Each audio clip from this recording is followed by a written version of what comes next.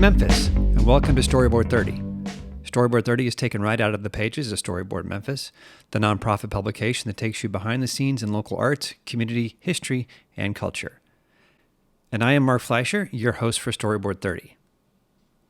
1962 to 1972, Memphis, Tennessee. Hard to find a more tumultuous period in our history of social, political, and racial upheaval in both the United States and here in Memphis. My guest today, Shelley E. happened to have lived here in the Bluff City during that period for some very formative years, and she has written about the period in her new book, Through a Blue-Eyed Lens. She joins us today in the Memphis Room on the 4th floor of the Benjamin L. Hooks Library, the main branch of the Memphis Public Libraries. Shelley Moore, author, welcome to Storyboard 30. Thank you, Mark. It's a pleasure to be here. So, 1962 to 1972, as we said, a tumultuous period. And you lived here, as we said, through some very formative years. What ages were you during those years? When my family arrived in Memphis, I had not yet turned 8, and I was 18 when I left in 1972. Yeah, you almost can't get more formative. Exactly. Right. Yeah. One can hope. Right. So for those youngsters out there, 1963 was November 1963. Kennedy. Yep. The President Kennedy's assassination. Mm-hmm. And then, of course, so many different things happened in the mid-'60s. Mm-hmm. And then 1968, right here in Memphis, we have Dr. King being assassinated. And then shortly after that, Senator Robert Kennedy. Right. And then, of course, as you explore in the book, we move into the desegregation of our local schools. We move into a period of forced busing. So you were here through quite a bit of it. I was not here for forced busing, which was actually instituted in 1973, I believe. Right. So I had already left school. Yeah. You just missed that experience. Yeah. Right. Yeah. But definitely the desegregation of schools, starting when I was in 5th grade, I believe, at Idlewild. Yeah. Mm-hmm. Right. Where did you grow up? Where did I grow up? Have I grown up? Let's see. I was born in Laramie, Wyoming. Moved to Atlanta, Georgia when I was not yet 2. Moved to Wichita, Kansas when I was 4. And then ended up in Memphis and stayed here till 1972. Right. So I guess this is where I grew up. Yeah. Or where I tried to. Yeah. It was a challenge. Of course, I mentioned that we're in the Memphis Room of the library, so occasionally you might hear some doors closing behind us. We will just talk right through that. We're in a special place, though, yes. Which I want to get into, and specifically why we chose this place. So you moved here in 1962. You were not yet 8 years old, as you mentioned. Correct. Talk about the circumstances around which you arrived here in Memphis with your family at that age. Okay. My dad was the associate planning director in Wichita, and one of his former professors from Georgia Tech recommended him for the senior planning director position in Memphis. Mm-hmm. So out of the blue, he was offered this job. And he and my mom came, and he interviewed for the job, and the rest is history. We moved here, lock, stock, and barrel, knowing nothing about Memphis, Tennessee. They had just purchased a house in Wichita, so they didn't want to buy another house, and so we ended up renting a house in Central Gardens area. Yeah. Which was a really interesting place to grow up. Well, Central Gardens in 1962. It was a special time in Midtown as far as the Americana aspect of it. Yes. Right? Yeah. Although we moved into a neighborhood that was so out of our realm of experience or socially, financially. We rented a house. Nobody else rented a house. Yeah. Anywhere near us. So we were kind of out of our element in many, many ways. Yeah. Not the least of which was socially. Right. Now, your dad, in his position, he reported to Mayor Henry Loeb. That's right. Yeah. Yep. Until Mayor Loeb took a leave of absence for a bit. Right. And then after that period, your dad reported to or worked for Mayor Ingram. Mayor Ingram, right? Right. Right. But especially for the sanitation strike, he worked directly for Mayor Loeb. In a different capacity. He was no longer planning director. In 1968, Mayor Loeb asked my dad to serve as chief administrative officer for the city. Uh-huh. As we all know, or most of us know, in February of 1968, the sanitation strike started. Yeah. So at that point, the mayor handed my dad the reins of all city departments because he just couldn't simply handle everything. Yeah. You know, his city was falling apart. Yeah. And so my dad, at age 34, ran the city. Right. Right. So let's talk about your book. This is your debut. Yes, it is. What brought you to this place in writing this book, and why now? Good questions. I left Memphis in 1972 and lived in New England and back out west for almost 40 years. When I returned here to go to the Clarksdale Juke Joint Festival in Mississippi.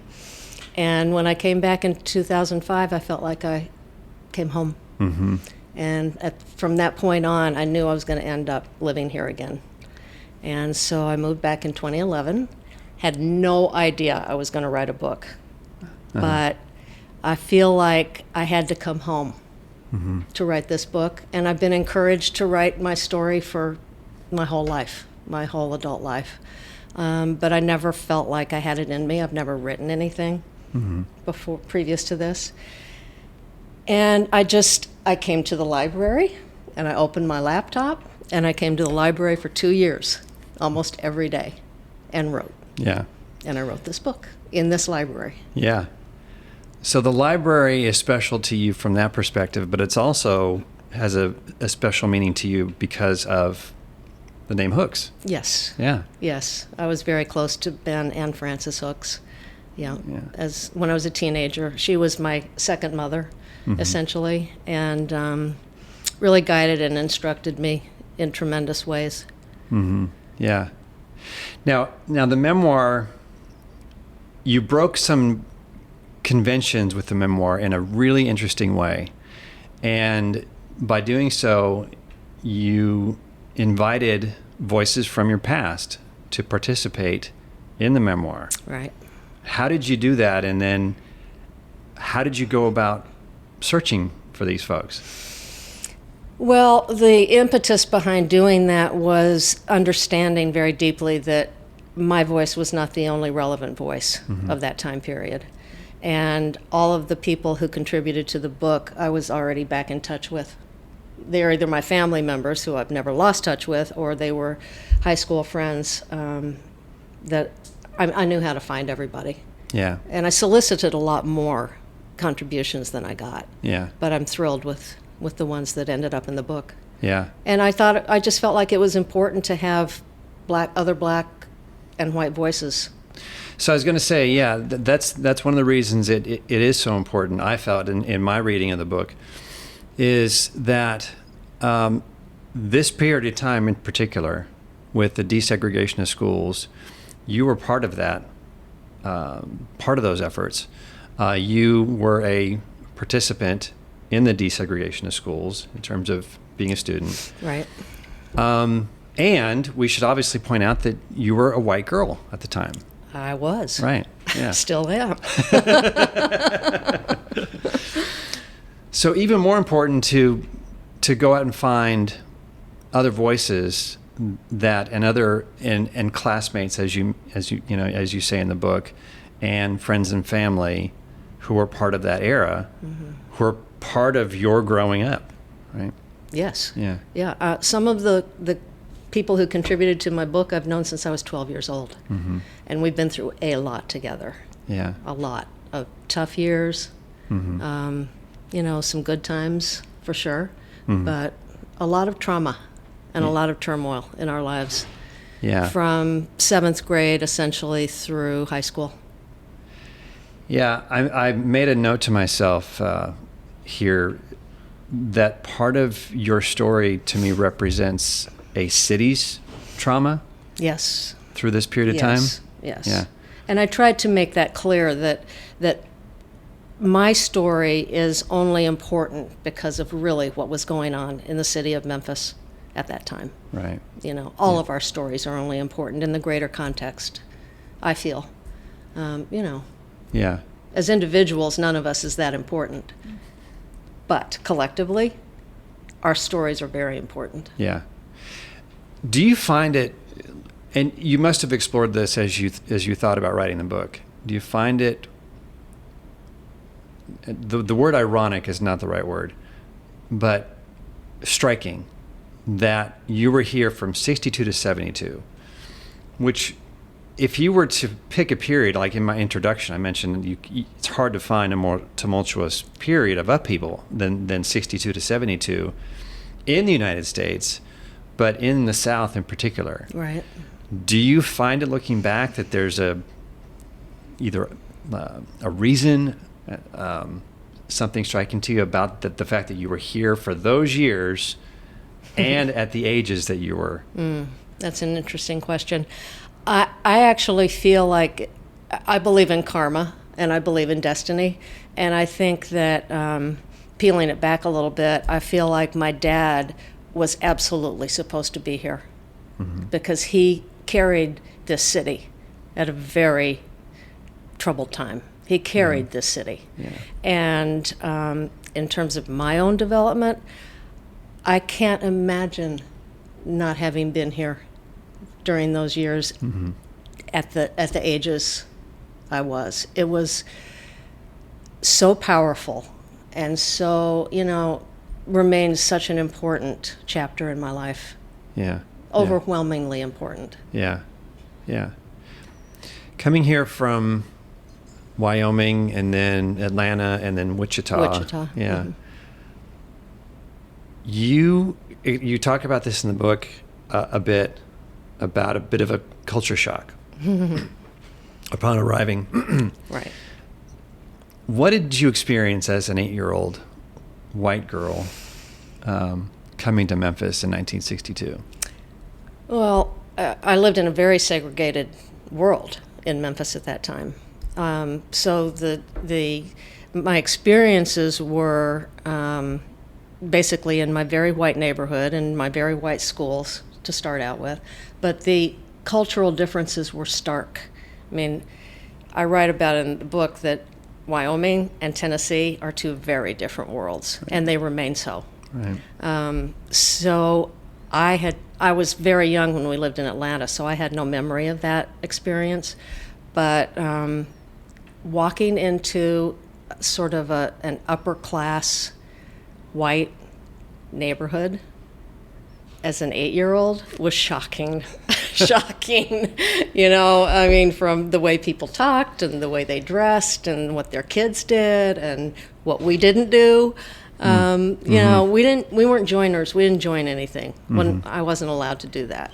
So I was surrounded by this country club affect of which I had no part. Yeah. It was pretty weird. Yeah. As a point of reference, you mention in the book, and I don't want to give away too much of the book, but there's key things I find that are particularly interesting. One is that as a family, you all did your own chores, your own yard work, your own cooking. Why was that so different? Why was that different? Because we did not have a black maid in our house. Right. Every other family that I knew, in any direction, had a black maid in their house. Yeah. Raising the children, doing the laundry, doing all the cooking, and then yard men doing the outside work. Yeah. We didn't do that. Yeah. Yeah. My family still wouldn't do that if we lived here. Right.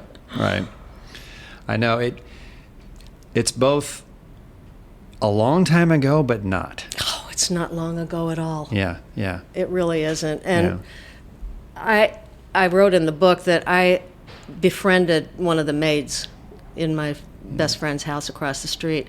And that was such an eye-opening experience for me. I mean, for years, I hung out with this woman and learned so much from her. That was my introduction to the black community, truthfully. Yeah. I'm going to open up a few key parts of the book that I find interesting. One is you lived on Vance Avenue, which we mentioned was Central Gardens. Right. Yeah. As we fast forward just a little bit, though, I want to ask you about your experience in terms of school desegregation. Mm-hmm. Talk about that. Okay, well, in my combined 5th and 6th grade classes at Idlewild Elementary, I remember 3 African American students in that combined class. And I was aware of their presence, did not go out of my way to befriend or, try to help make them more comfortable or whatever it was I could have done as a very naive white girl at that time. I didn't get it. I had no frame of reference for what was going on. Mm-hmm. We didn't talk about it at home. Nobody was talking about it. It was just happening. Mm-hmm. And so when I went to Bellevue Junior High across Midtown in 1967, I entered 7th grade there. Bellevue was probably at that point 35% African American and 65% white. Mm-hmm. So it was a huge difference. And I talked to white classmates today who really struggled with the decision as to whether or not they were going to attend Bellevue because it was integrated. Mm-hmm. Well, it was desegregated. I should make a point here that there's a difference between desegregation and integration. Yeah. Our schools were desegregated. Yeah. They were not integrated. Somewhere in there you mentioned the quota was something like 3% of the total black student population that attended majority white schools. Yeah. In the course of desegregation. Yeah, so that was considered quote unquote, desegregated. Yeah. Well, the Memphis School Board actually decided if one black student was in a white school, it was integrated. Uh-huh. Yeah. Yeah, that's where we were. Yeah. So anyway, at that point, when I went to Bellevue, my world just kind of exploded in many directions. Yeah. And, at that age, you got to know, you had many black friends by this point, right? Eighth grade. 8th grade, yeah. And you dated. I did. Yeah. I dated a black student in 8th grade, which was, what was it? It was an extraordinary experience for both of us and our families. Yeah. There, as to my knowledge, to this day, there was not another interracial couple in any school in Memphis. Mm-hmm. So we dated, and what that meant was that we hung out in each other's houses or we went to parties. We did not walk down the street holding hands or eat in a restaurant together or see a movie together or any of that. It was very restricted. Mm-hmm. But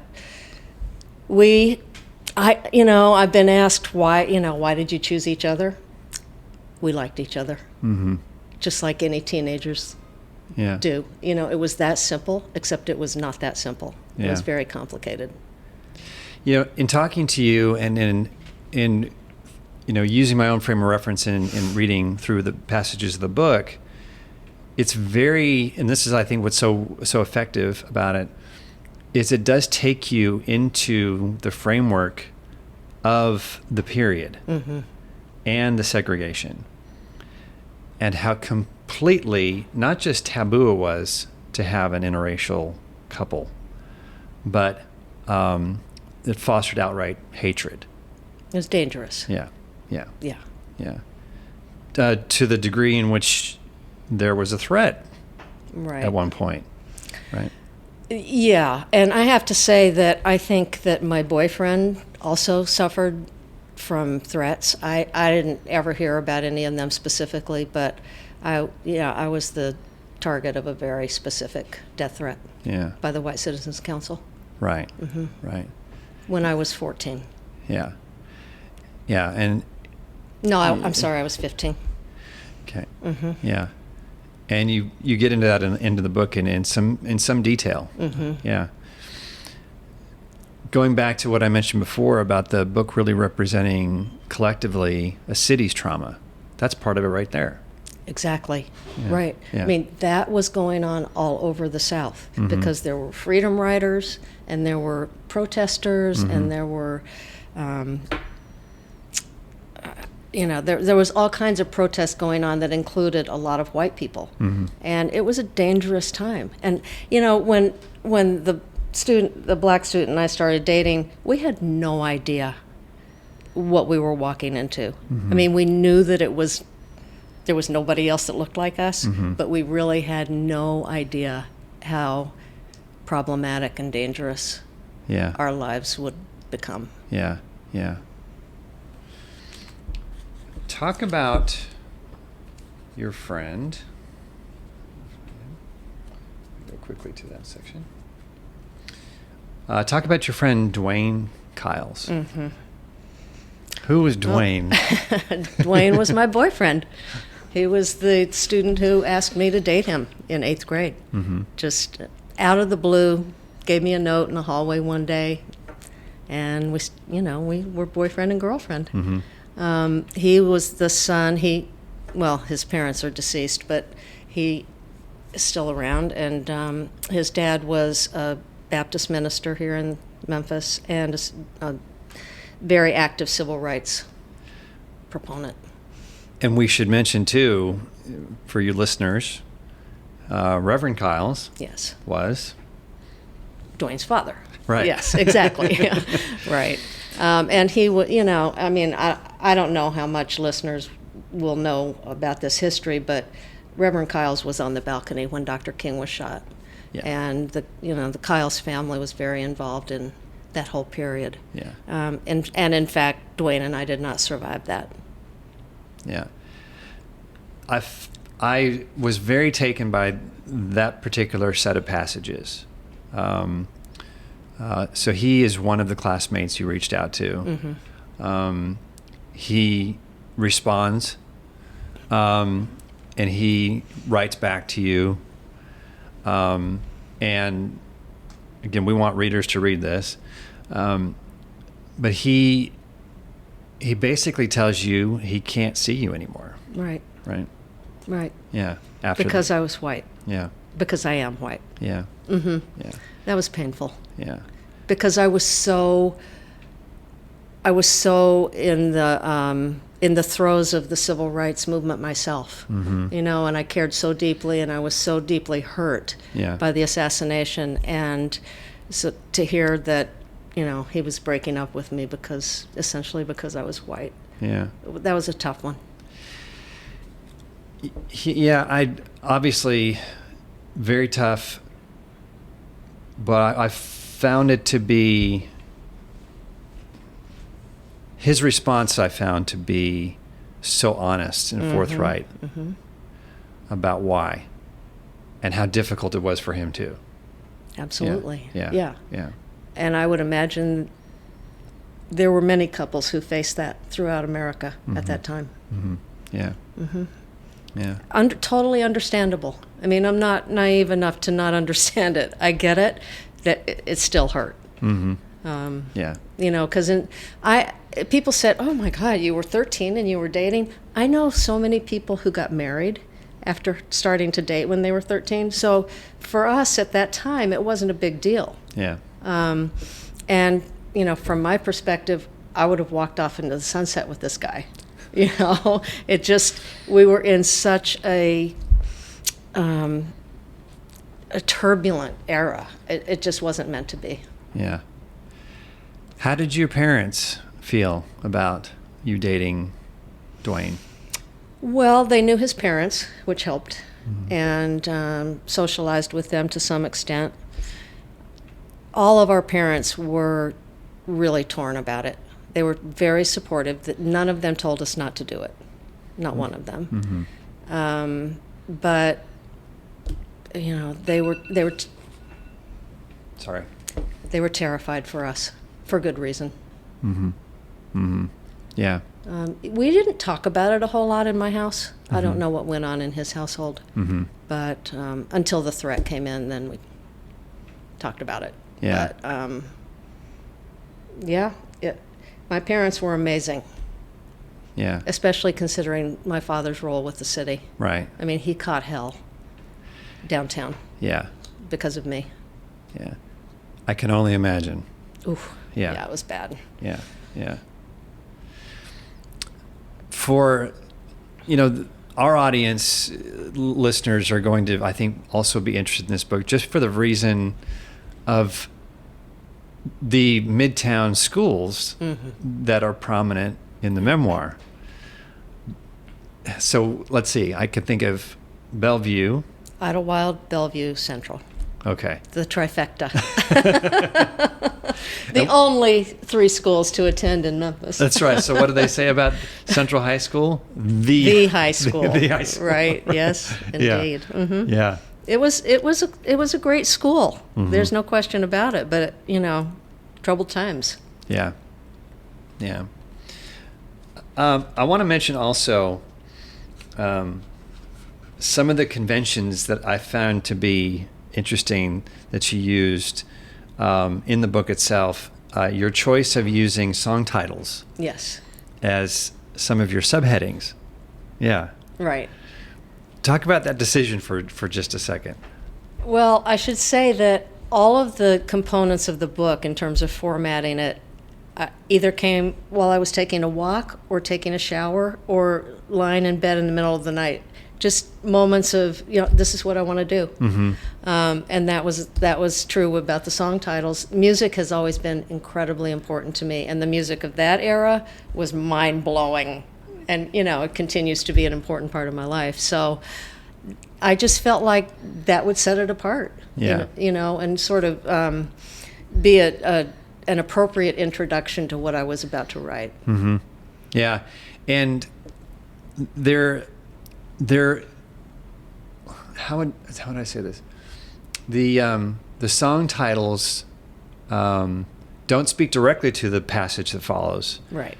But there's a kind of a feeling that you get, in a way, Right. from the song title choices as it helps to introduce a passage. That was my hope. Yeah. Right. Yeah. Yeah. There's definitely a feeling. Yeah. Almost like what you'd have on the radio. Right. Exactly. Yeah. That was my goal. Yeah. Yeah. I'm glad that came across. Yeah, it really did. Yeah. So you leave Memphis in 1972. Ran. Couldn't get away fast enough. Yeah. Yeah. And yet you come back in, I think you mentioned 2005 for a visit. And you get a tour of the Civil Rights Museum from Billy Kyles. Yes, Right. Reverend Kyles. Yeah. Yes. Yeah. Completely unexpected. That was amazing. That was an amazing day. Yeah, and then he invited us over to his house for lunch. Yeah, he was an important person in my life. Very, Yeah. very important. Do you feel that visit paved the way for you to return? Absolutely. Yeah. Yeah. There was no question in my mind that I would move back here. I didn't know exactly how it was going to play out, but I knew I was going to come back. And at this point, I live here half the year and live in Wyoming half the year, which makes me a little schizophrenic. Because I'll tell you, Wyoming is pretty white bread, and it's an interesting transition. Both ways. Not to mention just the humidity. Oh yeah, the weather. Changes in the weather and the exactly. humidity. Yeah, right. It's snowing in Wyoming today. Oh my! It's And been here we are. snowing. It's almost June. Wow. Yeah. Wow. Wow. Right. I've been asking this question more and more often, and it's a good question for you too. Leaving Memphis, running away from Memphis, more or less, in 1972, and then returning. What draws you to Memphis to this day? Wow, that's an interesting question. I've become really aware of the fact that Memphis brings me great joy every day that I'm here. It also breaks my heart every day that I'm here. So that's a really interesting dichotomy to feel, to experience emotionally. I love this city.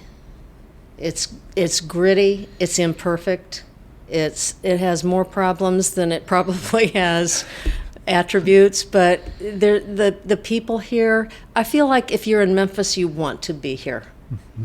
Unless you just, can't leave. You want to leave and you can't leave. But I think for the most part, people who live here want to live here. And you see that and feel it every day. It's a very generous, soulful, energetic environment. And I feel very at home here, more so than any place else I've ever lived. Yeah. Shelley Moore, your book is Through a Blue-Eyed Lens, Reflections, Snapshots, Pinholes in Black and White, Memphis 1962 to 1972. Where can we get this? Oh, you can check it out at the public library. Every branch of the libraries in Memphis has a copy of the book. I think the main branch has 3 copies. It is sold at Novel Bookstore. It is sold at Juggler Bookstore downtown on South Main. And at this point, that's about it in terms of where you can buy it. Amazon. It's on Amazon. And it's online. on Amazon. Yeah. Okay. Right. Very good. Okay.